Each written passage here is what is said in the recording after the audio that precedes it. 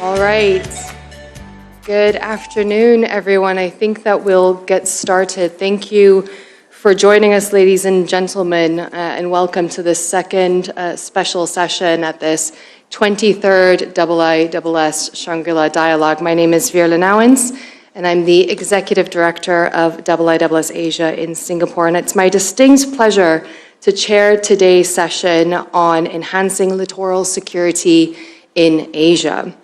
In an era of complex strategic interdependence and diverse security challenges, the protection of coastlines and coastal adjacent shipping routes is vital.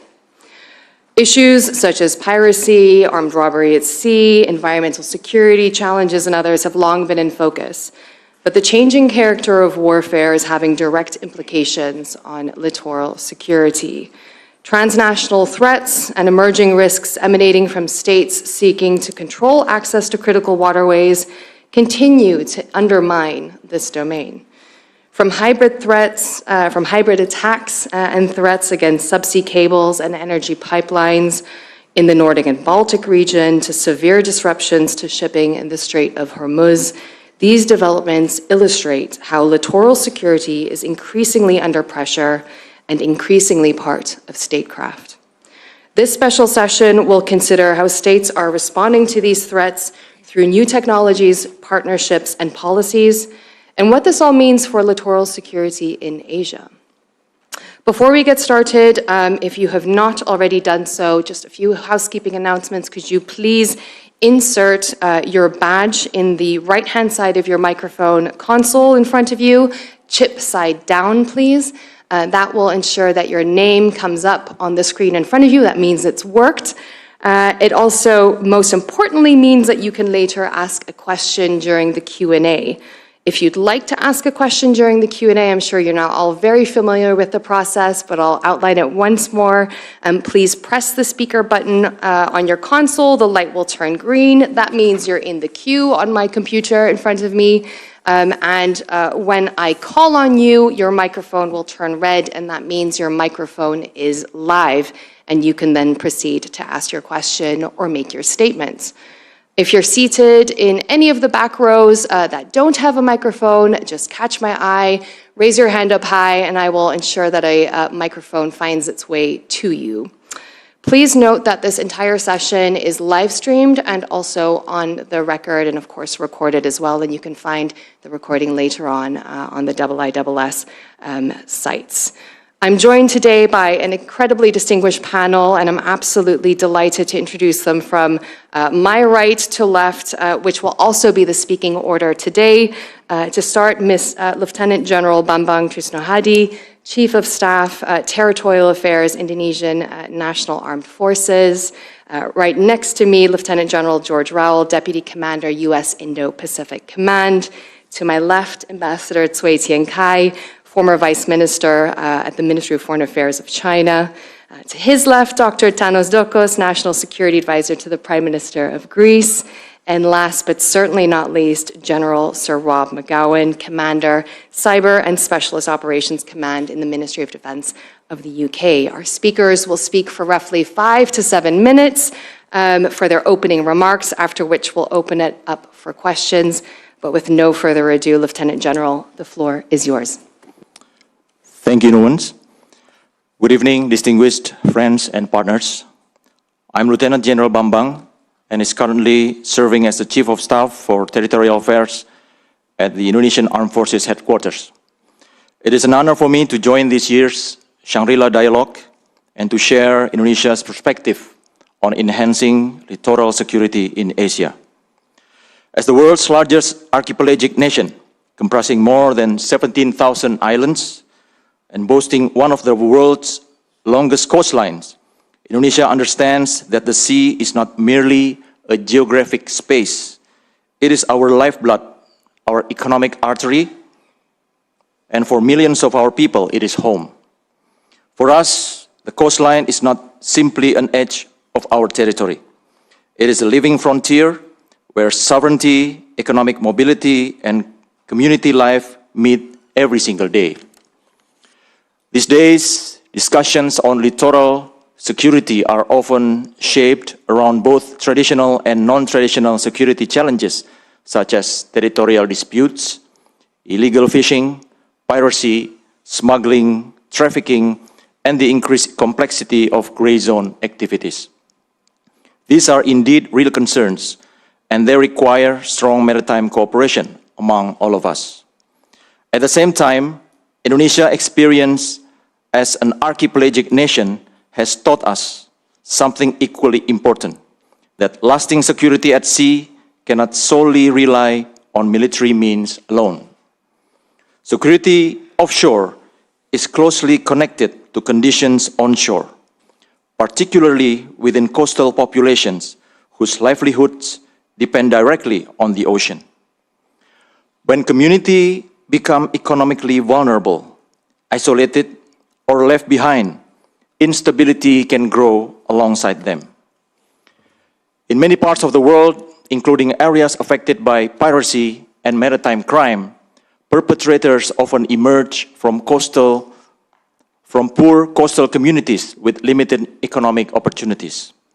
Yet, these same communities are also the first to notice any unusual or suspicious activities at sea, be it illegal fishing, smuggling, piracy, or other maritime threats. This is why strong and resilient coastal communities are not only important for economic development, but they are also part of littoral security itself. A secure coastline begins with secure coastal populations. With this understanding, under President Prabowo Subianto, Indonesia has begun strengthening coastal communities through initiatives such as Kampung Nelayan Merah Putih, or the red and white fishing villages. This initiative aims to modernize fishing villages, reduce poverty, and strengthen maritime economic resilience across Indonesia. As of May 2026, Indonesia is accelerating the development and modernization of more than 1,300 fishing villages nationwide, with a long-term goal of reaching 4,000 villages and creating more than 200,000 jobs for coastal communities. Through this initiative, Indonesia seeks to improve coastal infrastructure, access to markets, education, healthcare, digital connectivity, and disaster resilience across our archipelago. For us, this is not simply an infrastructure program, it is an investment in national resilience, stability, and human security. Indonesia recognizes that strong naval capabilities, effective maritime law enforcement, and secure sea lanes remain essential. But we also believe that maritime strength should also be reflected in the resilience of the people who live closest to the sea. It must be reflected in whether our coastal communities are connected, economically secure, and able to benefit from the maritime domain itself.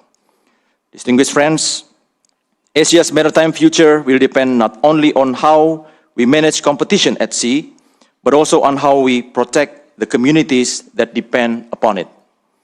Climate change, rising sea levels, marine resource depletion, and illegal exploitation continue to place enormous pressures on coastal society to address these challenges alone. We therefore believe regional cooperation remains essential, particularly through information sharing, coordinated maritime governance, capacity building, and practical cooperation among military and civilian stakeholders. As an archipelagic nation located at the crossroad of the Indo-Pacific, Indonesia believes stability at sea must ultimately serve humanity, especially those whose lives are inseparable from the ocean. Allow me to close with simple reflection. Throughout history, the sea has connected civilizations far more often than it has divided them. For Indonesia, every fishing village along our shores is not merely a coastal settlement, but a symbol of sovereignty and hope. Strengthening littoral security, therefore, is not only about safeguarding maritime borders, it is also about ensuring that these coastal communities can live with dignity, stability, and opportunity. Because at the end of the day, enhancing littoral security is not only about protecting our waters, but also about protecting livelihoods, preserving trust, ensuring that our seas remain a bridge of cooperation rather than a source of division. Thank you. Thank you. Thank you so much, Lieutenant General Bambang. Lieutenant General Rao, over to you. Thank you, Verily. Distinguished guests, fellow panelists, and members of the international press, thank you for joining us this evening.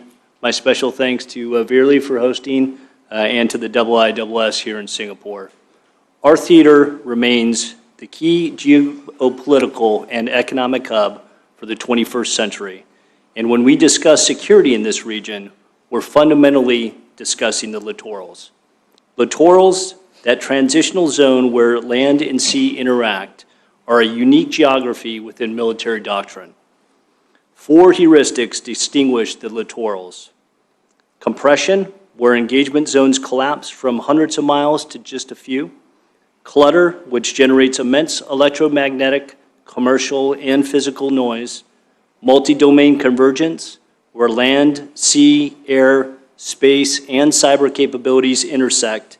And sovereignty friction, a complex web of overlapping territorial waters and legal boundaries. Within this context, I'll argue that the littorals help our command achieve a denial defense with allies and partners across 3 areas. To begin, the first island chain is littoral by nature, and that's where we are establishing that strong denial defense. Second, our network of allies and partners, many of which are littoral nations, most of which are here today, contributes to deterrence. And third, the character of warfare is changing, and not all lessons from ongoing conflicts can be applied equally in this part of the world. I'll elaborate on these. Our command operates under a clear mandate of peace through strength, and our primary goal is to establish a strong denial defense along the first island chain, as the Secretary spoke to this morning. Deterrence by denial is about convincing an adversary that the military cost of an attack is simply too high and the probability of success is simply too low. Throughout the first island chain, U.S. forces fly, sail, and operate wherever international law allows. In executing these dynamic operations, often with allies and partners, we're turning the geographic compression of the littorals into a strategic advantage by positioning combat-credible forces forward, getting in close, and operating directly inside the boundaries of anti-access and aerial denial weapons. Furthermore, by embracing a distributed posture, we use the natural clutter of the region to gain another advantage, complicating any potential targeting by adversaries. Our ability to get in tight and achieve that distributed posture is largely a function of our network of allies and partners, many of whom, again, are here tonight. Solidarity with our allies and partners. 出席了今天的活动。盟友与合作伙伴关系是美国最大的非对称的优势，这个优势通过我们不断加强共同的责任承担而得到增强。在沿海地区开展行动，本质上意味着需要处理与盟友之间的主权摩擦，也就是协调专属经济区、领海以及贯穿这些区域的复杂外交与商业协议之间的事情。我们通过将依赖关系转化为真正的互利的合作伙伴关系，提升作为一体化作战团队在多领域协同的能力，并且严格遵守保障各国主权，遵守国际法与规范来解决和化解这种摩擦。那有个非常好的一个例子，就是在与菲律宾的这摩利卡坦演习，这就是一个非常好的例子。我们刚刚完成了这次演习的第41次实施，也是恰逢美菲互相防御条约签署第75周年。约有17000名的官兵参与了这一次的演习，这些官兵是来自日本、韩国、法国、澳大利亚、加拿大、新西兰、意大利、瑞典和西班牙等25个国家。有的呢是作为参演方，有的呢是作为观察员出席。这些军事演习展示了多种岸基远程火力打击的能力，这也完美体现了陆地部队如何形成海上作战，尤其是在关键海上咽喉要道附近。那沿海作战具有双向的特征，近海海上火力打击可以打击。Final point about the character of warfare. I'll emphasize my boss's views on the pace at which the character of warfare is changing. In this region, 3 meta-trends are interacting with the unique features of the littorals. The first is that information technology has made cognitive, psychological, and cyber operations a more volatile and salient form of warfare, turning the sovereignty friction of the gray zone into a constant battlefield of narratives and networks. The second meta-trend is a commoditization of small, cheap, unmanned systems. These systems will thrive in the clutter of the littorals, turning the advantage even more in the favor of the defender and making cheap kill at scale a reality. I'll point out that the lessons of unmanned systems employed across the vast landmass of Ukraine are probably not the same lessons that we would learn during a fight in our part of the world. The third meta-trend is a democratization of penetrating precision strike. Forces can now see and strike critical nodes across a theater at lower cost and greater speeds, making the compression of the first island chain even tighter. All 3 of these meta-trends converge into one overriding megatrend, the dominance of information and decision superiority. The victor in the 21st century will be the force that uses AI and advanced computing to observe, orient, decide, and act faster than their adversaries. To wrap, securing the littorals, especially across the first island chain, requires an approach informed by what makes the littorals unique. We must maintain a robust denial defense within a primarily archipelagic landscape, empower our allies through increased integrated exercises, and rapidly adapt to new trends of modern warfare. Our goal is a decent peace, and we achieve that by being strong, quiet, but clear. Thank you. Look forward to questions later. Thank you, sir. Thanks. Ambassador Cui, the mic is yours. Thank you, Madam Chairman. It's a great pleasure for me to come back to the Shangri-La Dialogue again, and great honor to join this distinguished panel. I look forward to a very good and constructive exchange of views. The topic we have this afternoon covers a lot of issues. So I don't think I'm in a position to approach it from a military or technical point of view. Let me try to look at it from a more conceptual point of view. With regard to littoral security, we are indeed faced with diverse challenges, ranging from civilian to military aspects, from traditional crime, from transnational crime to non-state players, from threats to international shipping lanes to the threats to what they call underwater critical infrastructure. So these challenges are different in nature, and they call for different approaches to deal with. But at the same time, I think a few principles would apply to all of them. For instance, we have to base ourselves on respect of sovereignty and territorial integrity of the countries concerned. We have to use peaceful consultation, negotiations instead of use of force. We have to have mutual accommodation of each other's interests. And in this regard, partnership would certainly be called for.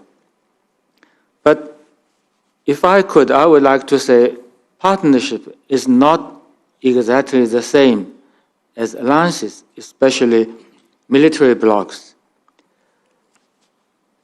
As far as I can see, the former is open, inclusive, cooperative, and is based on equal footing, as the latter is more or less closed, exclusive, sometimes confrontational, and could be threatening to the interests of others.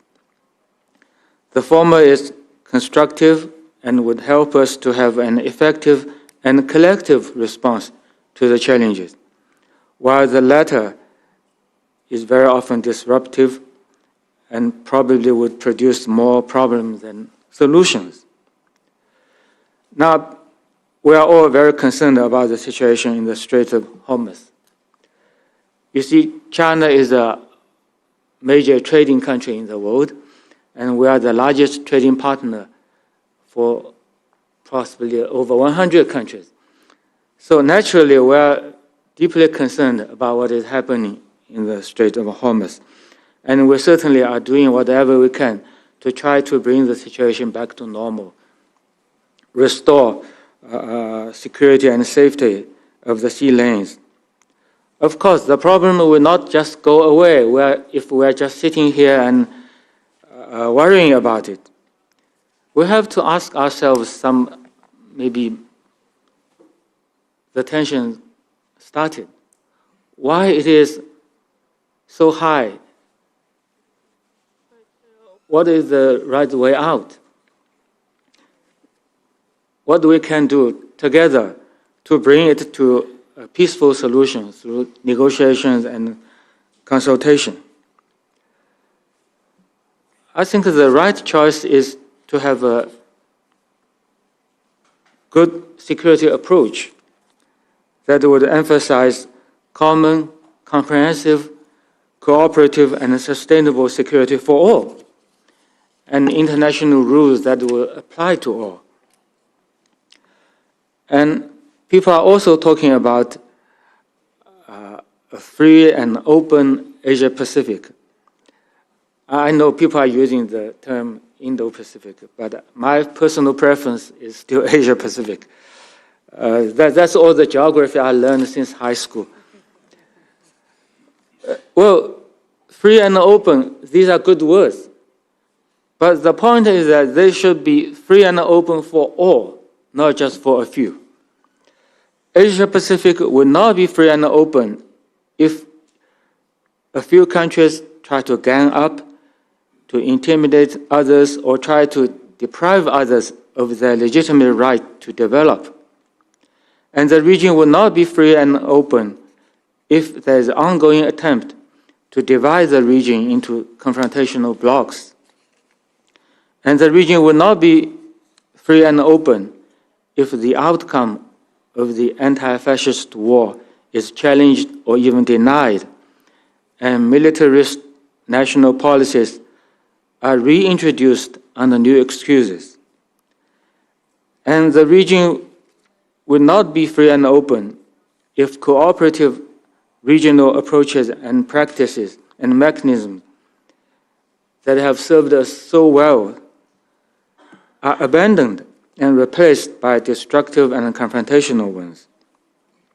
So, in a word, if anyone tries to have total and absolute freedom at the expense of others' freedom, then there is no freedom for anyone.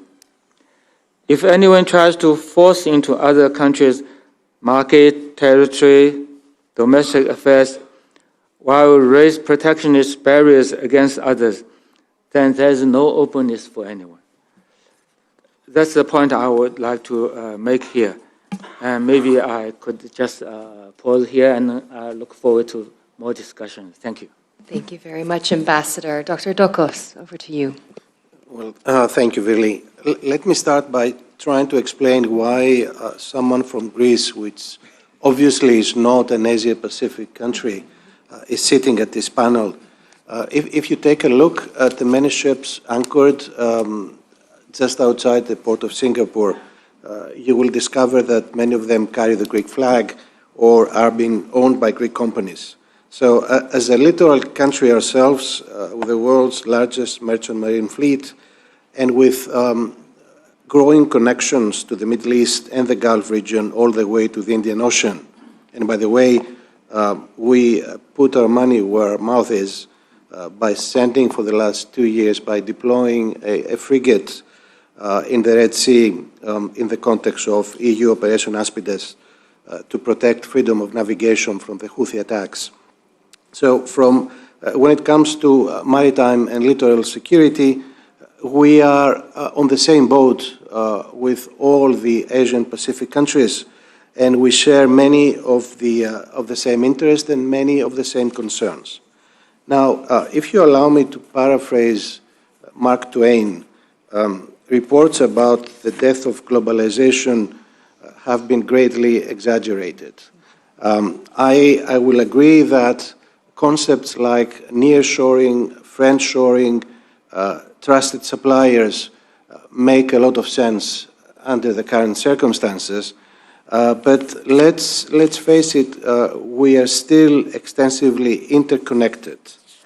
And maritime security and freedom of navigation, these are global interests which we need to protect. And this global public good has for the past few decades been provided by the US for free.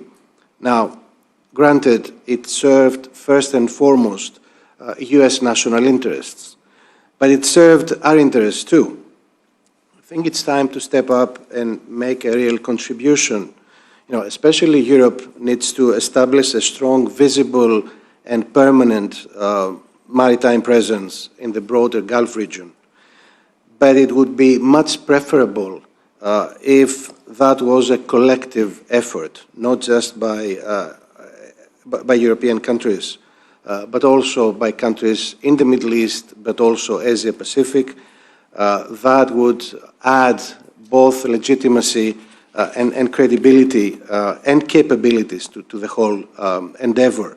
Now, a few bullet points to conclude my introductory remarks. First of all, Straits of Hormuz, no tolls, no restrictions of any kind, and let's prevent any dangerous precedents from setting in.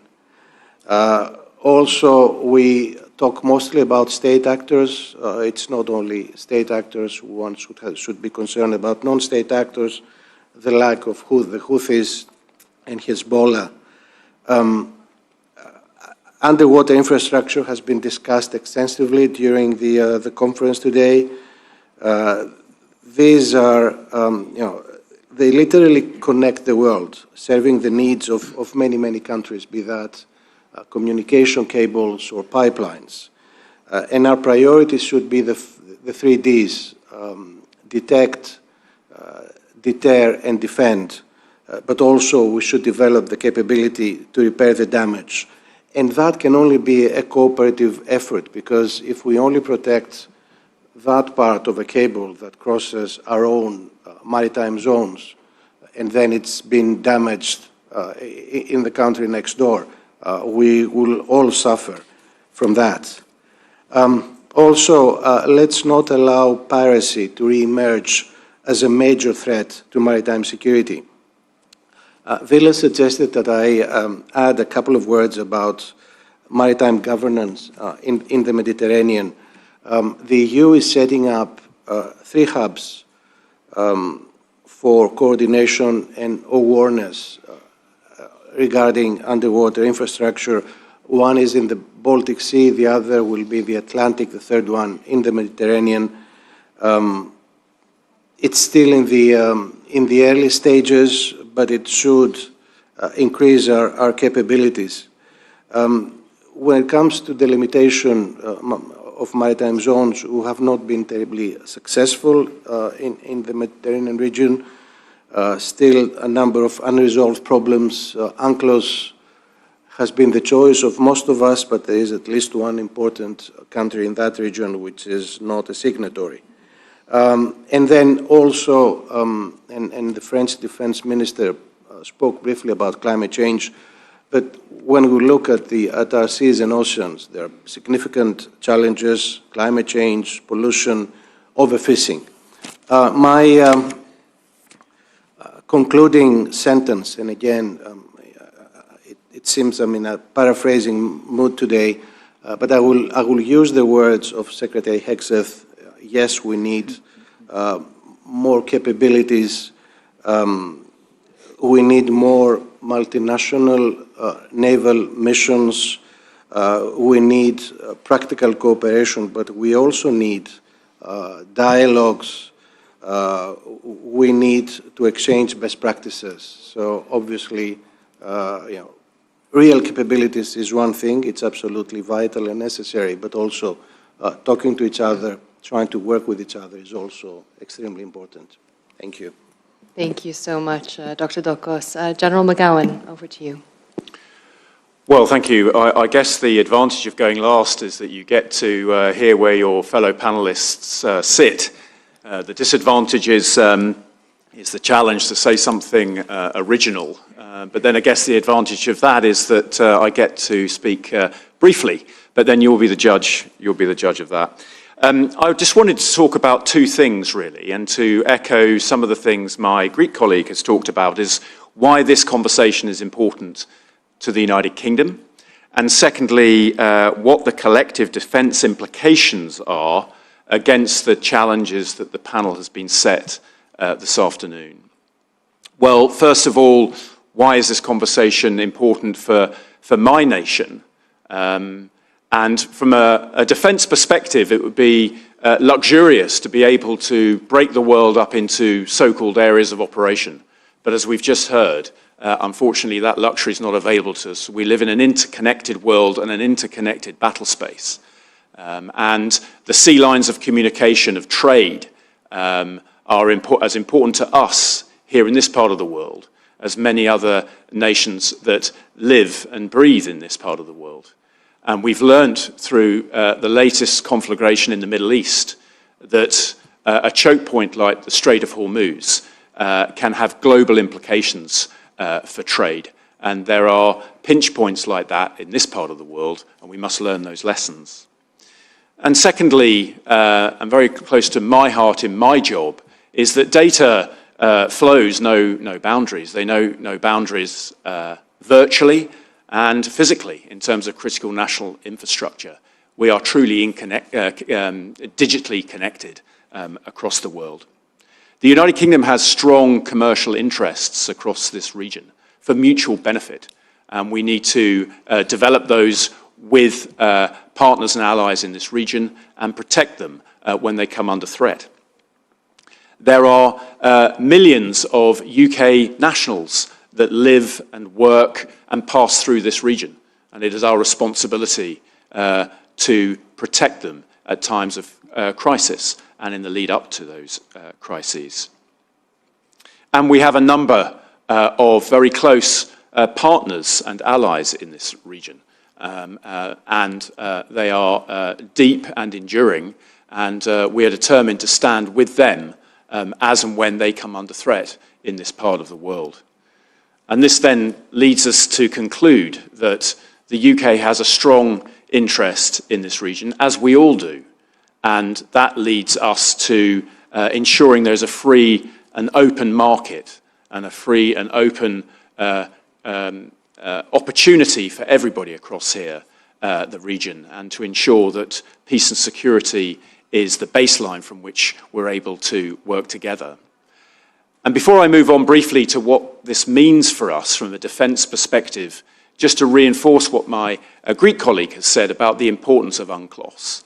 UNCLOS enables that free flow of trade and people to enable that global economy. There should be no-go areas. The United Kingdom is not proposing that the North Sea or the English Channel or the Irish Sea are no-go areas. These are free and open seas for the global commons. So maybe a couple of things on what a military person like me would say about force posture based on the analysis that I've just laid out. And I would say there are three things associated with that force posture that need to be in place to ensure we can meet the challenges of the region. The first one is trust. Some of the things I'm about to mention, and my colleagues to my right have mentioned, will never happen unless we trust each other. And that trust is based on enduring relationships. And in the case of the United Kingdom, that is physically being here and establishing those enduring relationships through trust over a long period of time. Not in and out, but an enduring presence. And my colleagues have spoken about this, but the region is so complex, nobody can do it on their own. Nobody can do it on their own. An allied approach, a partnered approach to ensure that peace and security is critical. And thirdly, it is a hugely complex battle space, if I can use that expression, and therefore integrating across the three traditional domains and the fourth domain of space and the fifth domain of cyber is also critical if we're going to ensure that peace and security in the region. So maybe 3 or 4 things in terms of what that means, and my US colleague touched on a number of these very powerfully. First of all, multi-domain awareness is probably more important here than any other part of the world because of the nature of the geographical terrain. But that involves sharing. That involves sharing information, sharing intelligence across the maritime domain, not least in the littoral, the subject of this panel. That invokes a single architecture in which we can share, a single data architecture. That's something that we don't have in the region. The protection of that critical national infrastructure that I mentioned before, and that invokes a conversation increasingly about autonomous or robotic systems and our ability to share technology to ensure we can go about that. It is about protection of sea lines of communications and those pinch points that we've all mentioned, which is about a permanent maritime and littoral capability presence here in certain areas where there is that pressure through pinch points. And again, my US colleague talked about lethal effect, delivering lethal effect when we need to, but that invokes ensuring we have an integrated targeting architecture where we can work together to ensure that we're doing that as a collective, not as an individual. And data protection. None of this will work unless we can protect our own data. None of this will work unless we can operate together as a joint force, whether it be a formalized force or whether it be an ad hoc force. That requires training and commitment as well. And finally, we need to ensure that we commit to access, basing and oversight rights across our nations, here in this theatre and beyond. And again, that takes trust. But without ABO, then we're never going to get at the sorts of issues that we've been talking about to ensure the peace and security of the region. The UK is committed to all of the things I've mentioned as we move forward. Thank you. Thank you so much, General, and thank you to the panel so far for such a wide-ranging set of insights on the theme. I think we've covered, quite a few from actual military and tactical aspects of it to the human and societal element as well, and of course the strategic and how that all overlaps into a wider network and appreciation of littoral security that is cross-regional and not just one that is focused here on just what's happening in Asia. I think it would be remiss of me to say that given you have all mentioned partnerships in one way or another, that an initiative was just launched on the sidelines of the Shangri-La Dialogue just a couple of hours ago called GUIDE, standing for Guiding Principles for Underwater Infrastructure Defense Exchange. And that is 17 nations coming together to look at how you can help develop norms to build, maintain, and protect critical underwater infrastructure. And of course, also, quote unquote, take to task those that threaten it. And I'm sure that that is something that we can discuss further in this session, as well as an issue that really spans across the world. We have a set of questions already coming in, and we have just over 45 minutes to explore this further. So without further ado, could I please call on Frega Wenas? Your mic is now on. Thank you, Chair. First, I would like to address, thank you for all the 5 speakers, but I would like to address my first question to Speaker Lieutenant General Raoul and also Vice Minister Chui. Both of you mentioned the importance of partnership or collective response. I recall you mentioned specifically. So this means that encourage partnership between partner nations. In dealing with the littoral security, I would like to know your perspective. What would be the best way, actually, in dealing with the gap and disparity between partner nations, in terms of technology, resources, economics, and also access, because different part of the nation might have different priority. They have to balance between prosperity and security. At the same time, when partnership require more engagement in dealing with the total security, it means will reduce the economic costs where they have to comply with the domestic priority. And I would like to know your perspective in regard with that matters. And the second question I would like to address to General McGowan about the multi-domain operations. You mentioned as well a collective effort, but we know that in terms of capacity, not all the countries might have the same capacity of conducting MDO as the UK or other major powers. How do you actually deal with the gap between countries which have they don't have similar, perhaps like cyber command, cyber forces, or even space forces? While we know that it's very essential that this new issue as well. Thank you. Thank you very much. I'll now turn to Min Fong Vu. Your mic is on. Thank you, Chair, for the floor, and thank you to the panelists for your insightful remarks.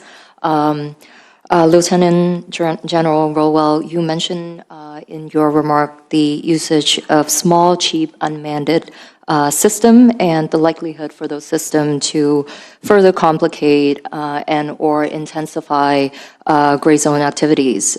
Indeed, a few months ago, a Chinese unmanned underwater vehicle was found along the sea lane of Indonesia. So I would like to invite Lieutenant General Rowell as well as Lieutenant General Bambang to, as well as everyone else on the panel, to further elaborate on how these AI-enhanced autonomous or semi-autonomous system can further complicate the management of gray zone activities, especially in terms of determining intent or forming a proportionate response. Thank you. Thank you very much. And from the IISS, John Caverly. Thanks. This question is for the whole panel. I'd be interested in both uniformed and civilian assessments. And it's inspired by General Rowell's remarks. You identified sort of two really important trends that I believe need highlighting. This idea of democratization of denial, which kind of traditionally you would think that would favor the defense, right? It makes offense pretty expensive for anyone. But then the implication is also, because of this, the speed of decision is what's going to decide the outcome of a conflict, which makes me think that favors the offense. It's the classic battle of the first salvo. And first mover advantage. And so combined, it seems that you do risk, if both those two things are true, you do risk entering a conflict and then having it become a stalemate and a war of attrition.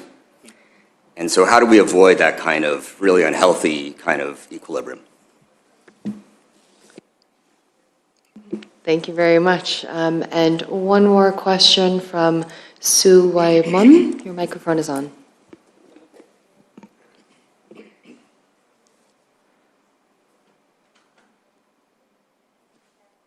Oh, we'll try it again. Right. Thank you very much for the insightful discussions to all the panelists. My question is relating to the cyber threats in the maritime domain. So there have been several headlines about cyber attacks against ships and ports, Mars attack 2017, and also ransomware attacks against port infrastructures, including Nagoya Port, and also Australia also experienced which forced to shut down port operations at 4 different locations at the same time. So these threats are increasingly becoming sophisticated and more complex to address all these challenges. So my questions to all the panelists is that in your home country, how are you aware of all these security threats, growing emerging security threats in the maritime domain? And at the national level, how are you managing and addressing, for example, most of the time when we talk about maritime security threats, people are not really thinking about cyber as part of it. So how the for example, at the national level, cybersecurity experts and the maritime experts can work together. And at the moment, if you already have some initiative, what are these? And also, where do you see the areas of cooperations at the regional level and also international level? Thank you. Thank you. That is a wide range of questions. So I think we'll start with this before we take some more. And I think what I'll do is perhaps turn to Lieutenant General Rowell first, since you had some very specific questions addressed to you. Sure. Thank you, Verily. If I could maybe take them a little bit out of order, just based on how they were asked and based on kind of what the order that they came in. But I think to Mr. Caverly, is that correct, sir? You spoke of offense versus defense. What I'll say is, I think all things being equal, when we talk about the commoditization of drone warfare, of cheap kill, we see that as favoring the defense. And I think that you've probably heard my boss talk about a classic military equation of 3-to-1 for the assault. What we're seeing now, and I think everyone has seen this, is we are seeing casualties in the thousands in Ukraine based on this commoditization of drone warfare. So that ratio of 3-to-1, maybe 10-to-1 or 20-to-1 or 100-to-1 now. Penetrating precision strike, and that is penetrating by speed, by EW, by stealth, by any other method, certainly seems to favor that as well. But I will say that on the offense versus defense, how we don't get there is by deterrence. And how we don't get there is by doing our job every day, and those in uniform whose highest duty is deterrence on a daily basis. So demonstrating the capability and the will, and demonstrating and ensuring that everyone understands that, so that we never have to get to the point where we have to think of offense versus defense or attrition warfare. If that is that is something that we continue to think long and hard about. Okay, Ms. Min, I think on small unmanned systems, was that correct? On undersea systems, no doubt that particularly in undersea unmanned systems, that attribution, I think, was kind of to your question. Attribution becomes very difficult. We often talk of, and you hear people speak of all the time, about maritime domain awareness. In fact, I think in any forum on the littorals, you would hear maritime domain awareness spoken of extensively. We can't think of that just as surface domain awareness anymore, though. AIS, et cetera. We have to think of that as surface and subsurface domain awareness. Barely just spoke about undersea infrastructure. We have to have a common architecture and a common picture of what undersea domain awareness is as well, to General McGowan's point. So how do we have collectively a common picture of what that looks like? That is the key to attribution, and that is the key to push back on gray zone activity. And then I think, Frida, I'll take your question and then move on, if that's okay, Verily. But the question on partnerships and on partners, different capabilities or perhaps different abilities of partners. I think what the United States has said is that we are more than happy to meet you where you are in our partnerships, which are very robust. We ask that our partners put in the time and the effort, and that we will certainly do the same in order to boost both of our capabilities wherever that is.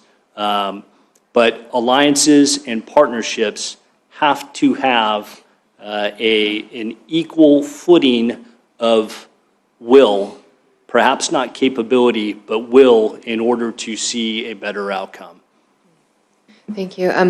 General McGowan, there was also a question directly to you on that partnership element and I guess the capacity gap or capability gap when it comes to multi-domain operations and specifically the essential nature of cyber and space forces today as well. Over to you. Well, thank you. And I'll maybe pick up on three questions. I think we've just been discussing a couple.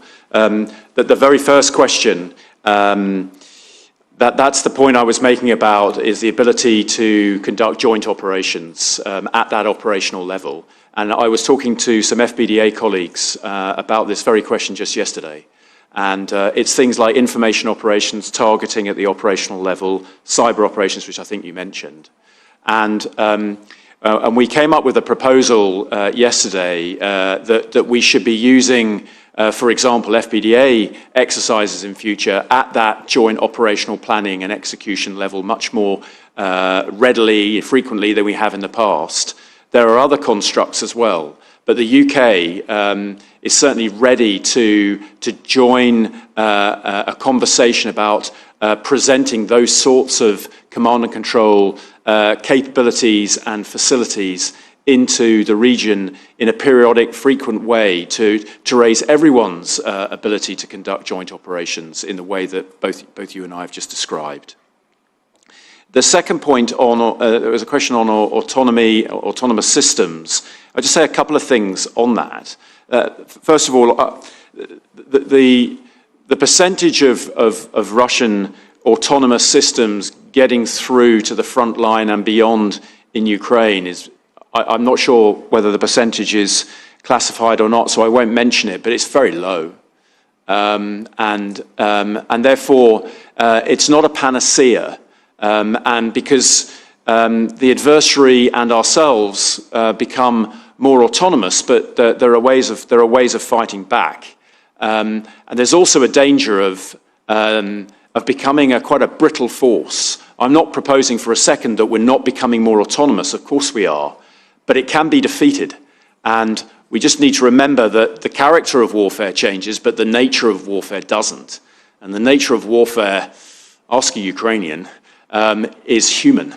And we mustn't lose sight of that and think that there's an easy answer to some of these operational and tactical problems. Either way, as we exploit autonomy, as we exploit AI, we use it responsibly in terms of deliberate kinetic strike, then there will be a human in the loop. That's certainly the UK position.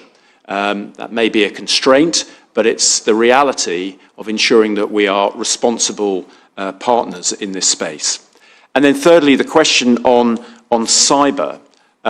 What I would say is that the first point, because you asked the question, industry are in the fight. Whether we like it or not, they are part of the battle space, and we have a collective responsibility to protect it. But having said that, frontier AI, which is changing on a daily basis, should be changing our whole mindset with regards to defensive cyber posture.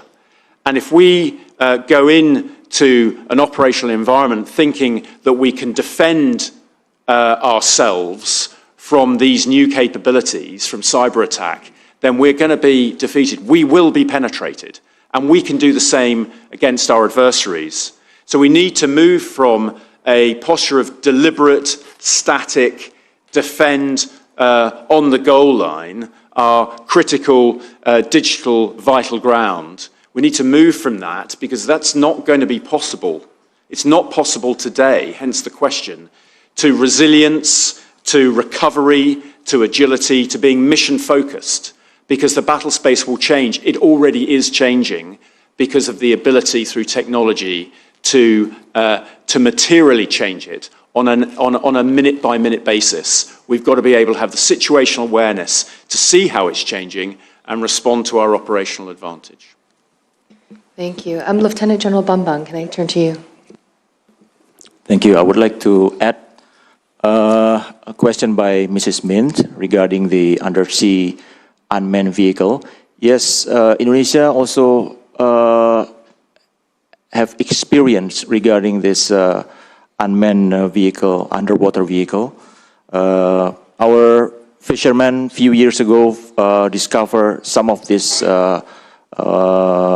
equipment, and they report this to the Maritime Authority. So back to my presentation, this also goes along with what we are trying to do to enhance the maritime domain awareness in the human landscape. We're trying to use the fishing villages or the fishermen to report to the authority regarding any suspicious activity in the sea. We also raised this concern during the ASEAN Defense Minister meeting because there is the, I believe, the expert working group in terms of maritime security, and some of our colleagues from other countries in Southeast Asia also found the same issue regarding this undersea vehicle. Thank you. Thank you. Dr. Dokos? Yes, 2 quick points. If you enjoy blowing up things, be that ships or infrastructure, this is a good time. You can use simple methods like ship dragging, an anchor. You can use divers, you can use submarines, or unmanned. And let's not forget all those pipelines and cables. Once they reach land, they're also vulnerable at this point as well. So plenty of options for the attackers. So we need awareness so that we can detect the threats. Then making attribution would be great, but it's not always possible. And sometimes even if we identify the attacker, they may not care because if you cannot retaliate, it doesn't make a difference. If we can destroy the attacker, so much the better. I'm not sure we're there yet. So I would emphasize redundancy wherever we can, but I know it's very expensive, and then ability to repair. Now, cybersecurity in the maritime domain, this is an increasing concern for governments, and I think also the private sector. There are 2 problems here. The word private sector, the ships are owned by private companies, not always ready to make an investment in protecting the ships from cyber attacks. Also, port facilities, obviously we need to shield them, but again, many of them are owned or used by private companies. The good news that we didn't have so far any spectacularly successful attacks also has a downside because it leads to a bit of complacency. But it's an increasing concern, I think, for many of us. Thank you. Ambassador Tsui. Thank you. I just want to make 1 point. It's very unfortunate that new technologies are more often than not first used not for constructive purposes, but for destructive purposes. You see drones, or what do you say, UAV, and cyber attacks, and now AI. You see what is happening in the Middle East, what is happening in the Ukraine conflict. And it's not only something very dangerous about what is under the sea, but also on the land, perhaps in outer space. So, but people have to understand the damage is not just to the other side, not just to your perceived adversaries. In the long run, the damage is to the entire human race. So I think we need to have a stronger sense of community building, a stronger sense of responsibility. Try to find a collective approach to deal with all the new challenges, especially with regard to things like AI. Who knows what will happen? Thank you. Thank you, Ambassador. From the Indonesia, could I turn to Rizky Wahudia, please? Thank you, Moin, for the opportunity. My question goes to Lieutenant General Rowell and General Magowan, following previous question on partnership. Given the diversity of approaches multilateral security in Asia you and your allies may face? To what extent does the balance between sovereignty and partnership affecting both effectiveness and legitimacy in maritime security operation? Thank you. Thank you very much. And from the IISS, Maya Nawans. Thank you very much. My question is for Ambassador Cui, if I may. Ambassador, you mentioned China's concern about the situation in the Strait of Hormuz, and of course, China being a key trading nation is very interested and places great importance on maintaining open access to straits and slocks. I did want to raise, though, that I'm sure on the minds of some is a concern about a potential Chinese blockade of Taiwan in the situation whereby 90% of the world's advanced semiconductors might be cut off. Could you provide some reassurance and some thoughts on this point? Thank you. Thank you. Could I turn to Hai Do Tan from Vietnam, please?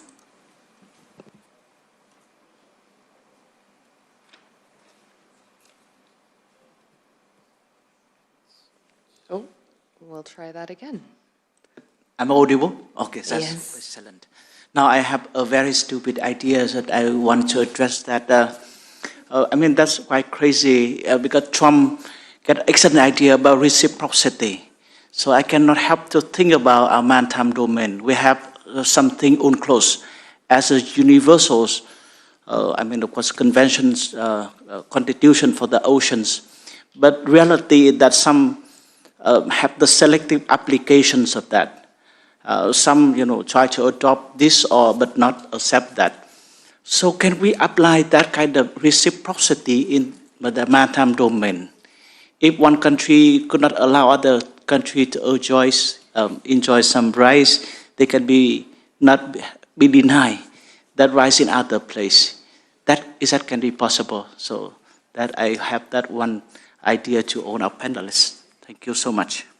Thank you. Creative question. And then from the IISS, John Rain, your mic is on. Thank you. The conversation has made two references to commercial partners. I just want to make a comment on that. The Q1 results for the US tech sector showed an appreciation of capital value of about $4 trillion. And the Aramco profits for Q1 were $33 billion. So the two principal users of littoral and maritime infrastructure are data and hydrocarbons. It's ambitious for governments in coalition to say they're going to take care of global maritime infrastructure. The costs are prohibitive. But there are other funds available. So what's the quality of the conversation with commercial actors? Is it like the conversation that we had both in the US and the UK over cyber protection, where burden sharing was from the very beginning intended to be weighted towards the revenue generators, the commercial actors? What's happening in that conversation? All right, thank you. I might take one more. Virpratap Vikram Singh from the IISS. Thank you, Virla. I didn't coordinate this question, but there may be some overlap. I was curious to understand how feasible it is for countries like the UK or the US to be proactively deployed to defend submarine cables at critical choke points, especially in Asia. And then kind of building off of what was just asked, how are thresholds being set for when a military needs to be defending this infrastructure that is fundamentally owned by private companies and often deployed in international waters? And if I can ask maybe a quick question for some of the other panelists, I'd also be interested to understand how satellite technology is being used to combat illegal fishing by large distant water fleets. Thank you. Thank you very much. I think we'll get started with that. So perhaps I'll do it in reverse order this time and ask General McGowan to go first with several of those questions before I turn to the rest of the panel. Could I just get a bit more clarification on the very first question from our Indonesian colleague, please? Hold on. There we go. Because you say about the partnerships, it's very important between you, the UK, or maybe the US, and also with your allies. And I want to ask about to what extent does the balance between sovereignty and the partnerships affecting both the effectiveness and the legitimacy in maritime security operation? Thank you. Well, maybe I can address a couple of those questions to start, maybe the last one first. I think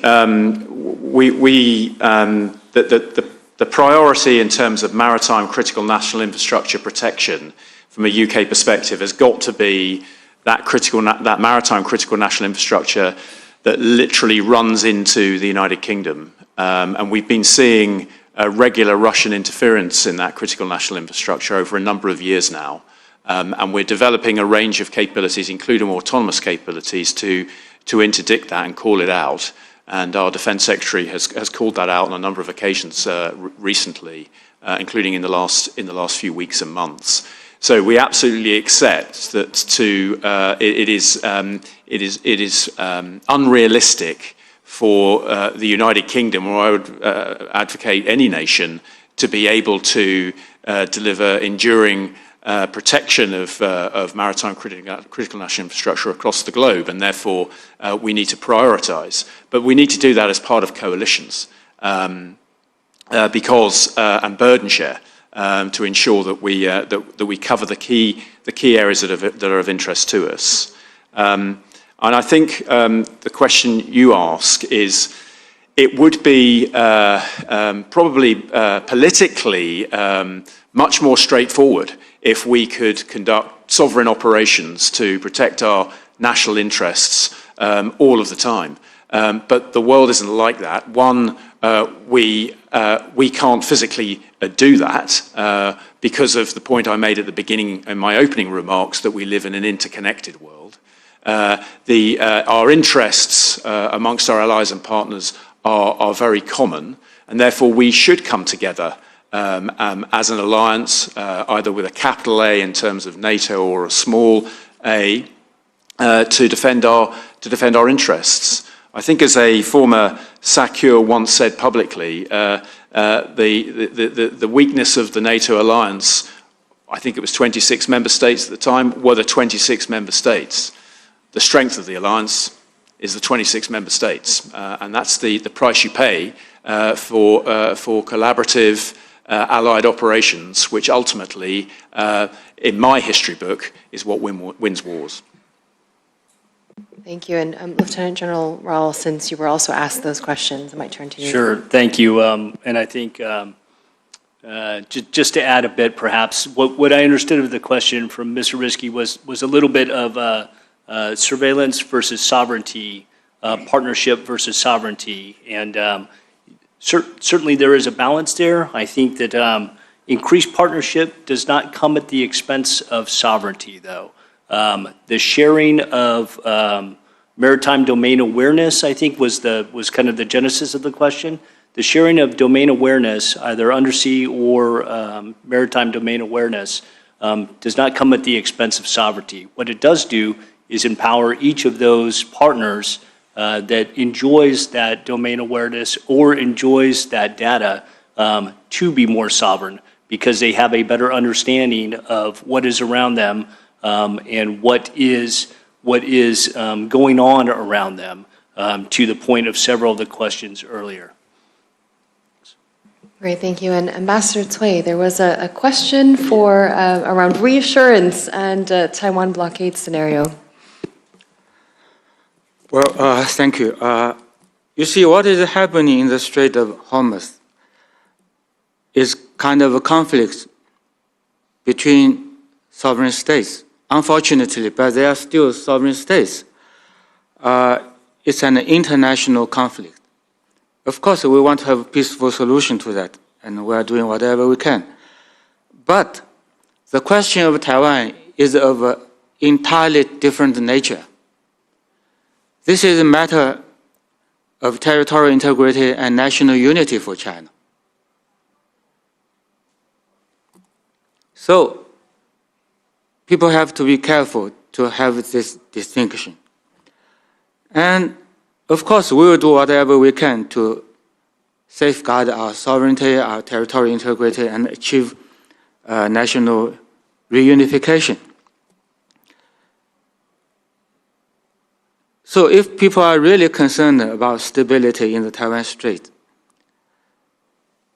they have to realize that perhaps no one cares more about stability in Taiwan Strait than we in China. Because on both sides of the Taiwan Strait, it's Chinese territory. On both sides of the Taiwan Strait, we are Chinese. I mean, the people living there are Chinese. Even in terms of trade and international shipping, I'm sure a large portion of the commercial ships going through the Taiwan Strait are carrying goods, whether they are semiconductors or iron ore or LNG or whatsoever. They are about trade with China or by China. So in many ways, we care more, perhaps more than anybody else, about long-term stability in the Taiwan Strait. But the solution is not very complicated. Actually, it's very straightforward. If the One China principle is upheld, if no external interference into China's process of national reunification, then Chinese living on the two sides of Taiwan Strait, we would be fully capable of finding a solution and achieve national reunification. And if that comes, I can assure you, any instability in the Taiwan Strait will be removed once and for all. So if you are really interested in this, try to help us to achieve that goal.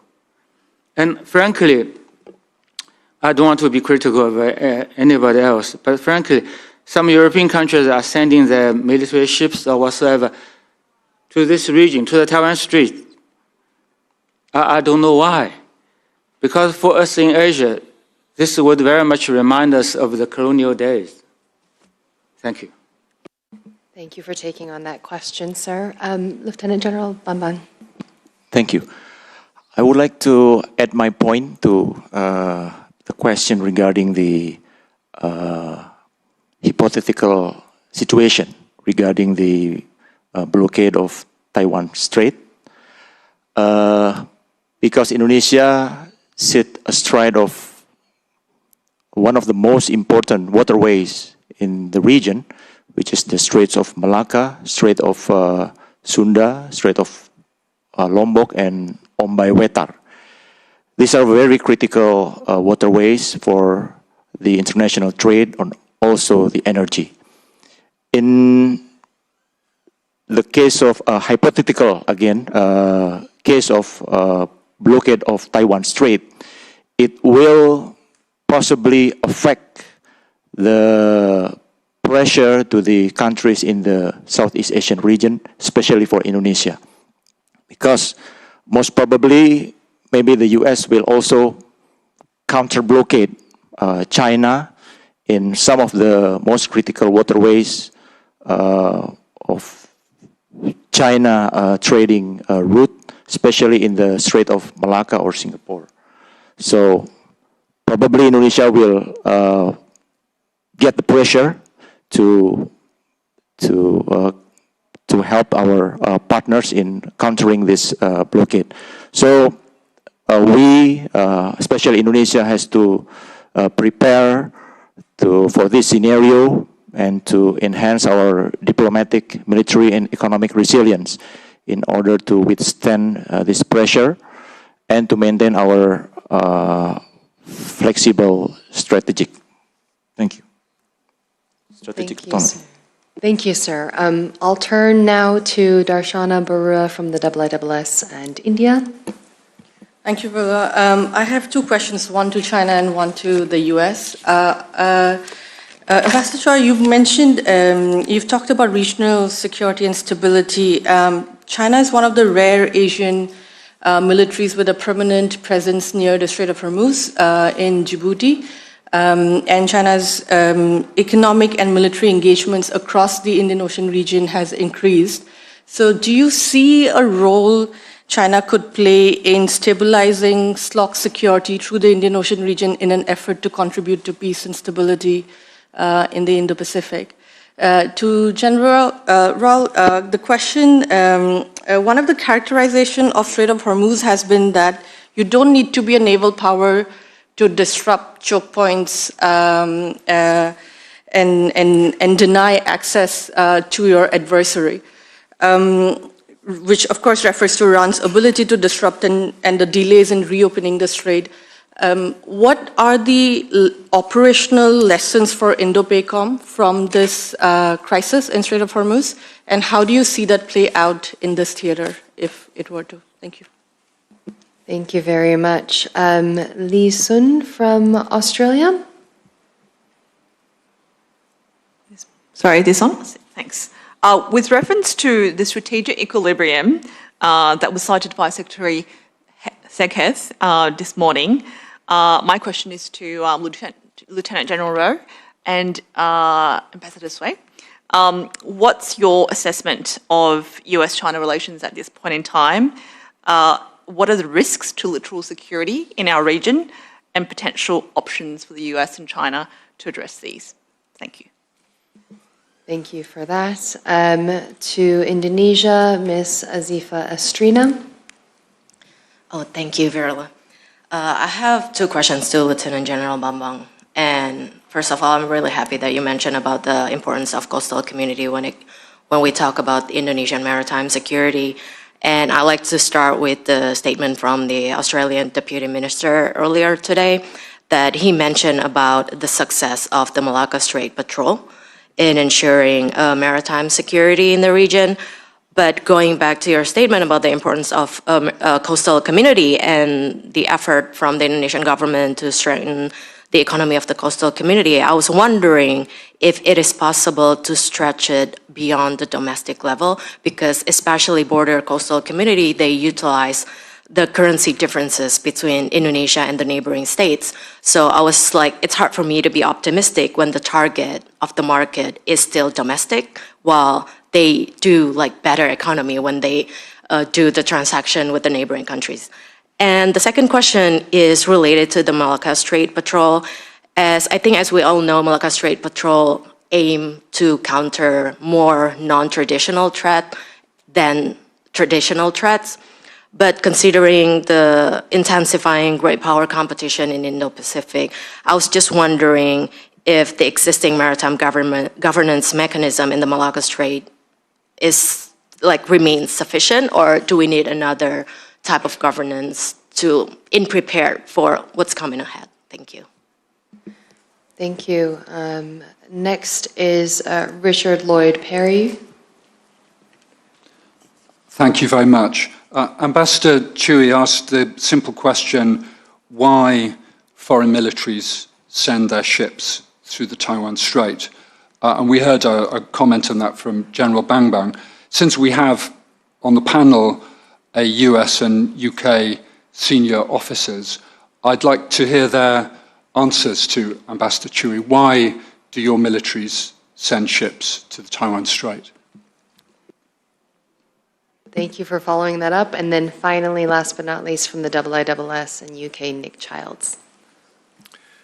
Thank you very much, and thanks to all the panelists for their different perspectives and navigating what is clearly a very complex but vital issue. I'd like to pick up, I think, on Dr. Ducas's plea, I think, to look at how to develop a more robust and enduring sort of coalition of the willing to protect maritime shipping in particular as we've seen it challenged in the Red Sea and the Strait of Hormuz, and to bring in more stakeholders and beyond the usual suspects. I wonder if you could say a bit more about how you would do that, what that framework might look like, and what lessons can be learned from the operations and the multinational approaches that have been adopted up to now in terms of how to do things and perhaps how not to do things in the future. Thank you.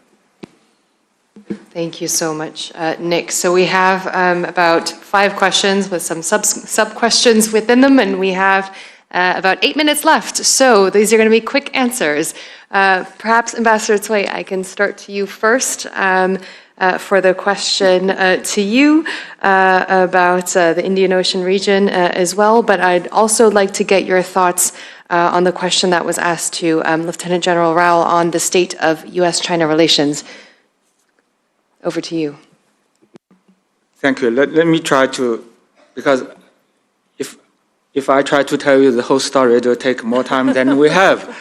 But let me try to be quite brief and give you some answer in principle. You see, China is ready and open to have security cooperation with all the other countries, including the United States, and certainly with our neighbors and so on. We are fully aware that sometimes we have different views, we have different claims of some of the territories, or islands, or reefs, and sometimes we even have different philosophies. But after all, we are all part of human beings.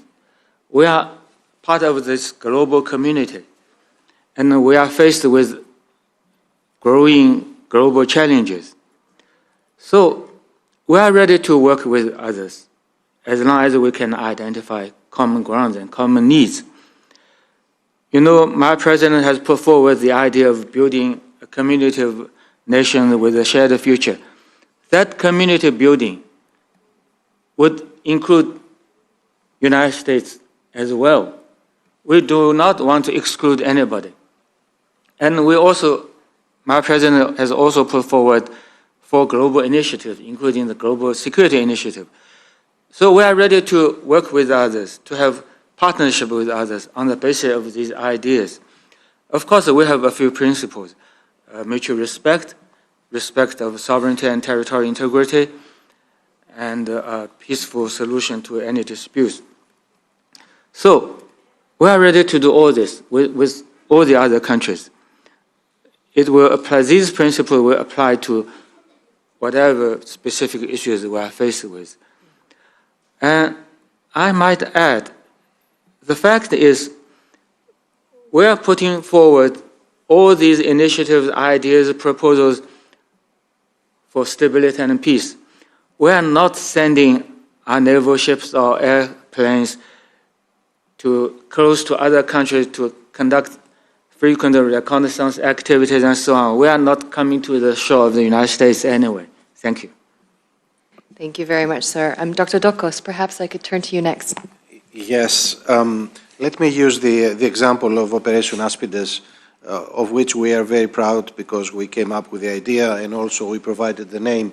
But it has not been fully successful, not only because there was not enough European participation, but also some of the regional countries that were deeply affected by the situation, especially in the Suez Canal, were not willing to contribute. So obviously, you know, one can come up with a NATO or an EU force that would not be fully satisfactory because the perception from countries in the region and beyond would be that this is something imposed from the outside. So it's important to have as much regional and broader participation as possible so that the mission to be complemented by, you know, as many information fusion centers as possible would have legitimacy. And if I may add a last word on my side, it was mentioned that international trade relies on sea lines of communication, maritime corridors, choke points, which are the veins and the arteries of the system. And let's not forget, 87% of international trade by volume is transported by the sea. So if those veins and arteries are being blocked fully or partially for any extended period of time, the international economy is going to suffer. All of us are going to suffer, not equally, but you know, we'll all suffer from that. So let's not kill the goose with the golden eggs. If we, you know. Great, thank you very much, General McGowan. Some final thoughts from you, and also the question of why the UK sends ships through the Taiwan Strait? Well, conscious of the time, maybe I'll just address that particular challenge. To demonstrate freedom of movement in the maritime, to uphold UNCLOS, we don't object to vessels from any nation transiting the English Channel. One or two nations might invite a polite escort from the Royal Navy, but we're certainly not objecting to enabling that freedom of movement to enable the global economy to prosper. Thank you. Thank you. Over to you, sir. Thanks, Verily. I appreciate that. I'm not going to be able to hit all of them in the time. Ms. Sun, I'd like to just comment briefly. I think the Secretary spoke very eloquently this morning on the state of U.S.-China relations.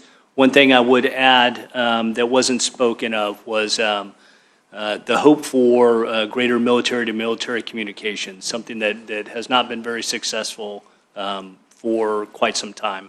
That has been a desire certainly of the United States, something that we are still waiting, I think, for some more answers on. And to Mr. Perry, I think that my colleague from the UK said it very well. The other thing I would add to that is freedom of navigation is not something that is performed solely through the Taiwan Straits. The United States performs freedom of navigation through the world, not only through those that may be potential adversaries, but for our allies and partners as well. So that is something that I think you know, sir, and you were just looking for that answer, I believe.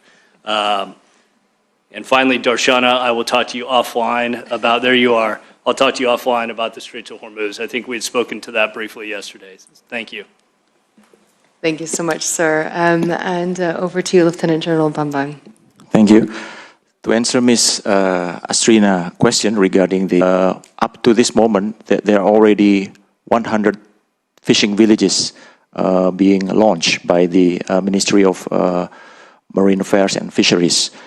From the pilot project, we can see in one of the village in Papua, which is the village of Samber Binyeri, if I'm not mistaken, it has successfully increased the FTT, the fisher terms of trade, from 109 point to 113. So it's already encouraging yield result. It can boost the production of fish annually from 5 ton to more than 10 ton annually per fisherman. So it is very prospective, I would say, the program, if it is successful. The program is providing not only ice and also what do you call it? It can provide the fishermen to sell not only to the local but also domestically. So if we'll see if this is successful, then maybe we will expand the connectivity to other countries. Regarding the MSP, the Malacca Strait Patrol, yes, it is very successful in reducing the number of incidents regarding piracy and armed robbery on ships. In 2025, we hit the highest mark, the highest around 132 incidents, and 80% of them occurred in SOMs, in Strait of Malacca and Singapore. So this MSP has successfully reduced the number of incidents significantly, and also the arrests made by the Indonesian authority has managed to reduce the number of incidents. Regarding the prospect to develop, to expand this collaboration, I think we have also to take note the sovereignty issue, because like in 2004, if I'm not mistaken, the US proposed the RMSI, Regional Maritime Security Initiative, to also secure the Strait of Malacca and Singapore, but it has resistance from some of the country regarding the sovereignty issue. Thank you. Thank you, sir, and thank you to the entire panel for this very wide-ranging discussion on littoral security challenges, of course, from the domestic to the global, a conversation that was cross-regional as well in terms of representation too, and cross-sectoral in addition to that, including the role of new technologies, which is, of course, incredibly vital. I think you've all done a fantastic job to fulfill the objective of ours, which is, one, of course, to continue defense diplomacy and promoting that, and secondly, to have candid conversations about sometimes tricky or difficult questions. So thank you all for your candor and for your participation, and all for your fantastic questions. I hope you have a wonderful evening, and we will see you again tomorrow. Good evening. Thank you.